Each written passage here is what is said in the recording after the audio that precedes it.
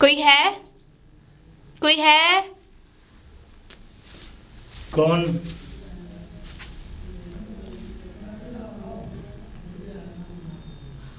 वो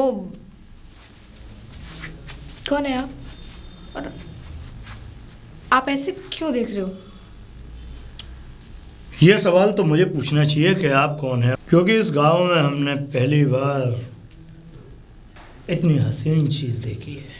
चीज? मैं कोई चीज वीज नहीं हूँ, औरत हूँ, औरत। और वैसे भी मैं अपने पति से मिलने आई हूँ। पति? हाँ, पति। तुम्हारा कौन सा पति? गोपी। मैं उनकी पत्नी हूँ। मुझे उन्होंने यही बताया था, वो यही काम करते हैं। ओह, हमारा नौकर। तो तुम गोपी की पत्नी हो? हम्म। बड़ा अच्छा हाथ मारा है गोपी ने भी।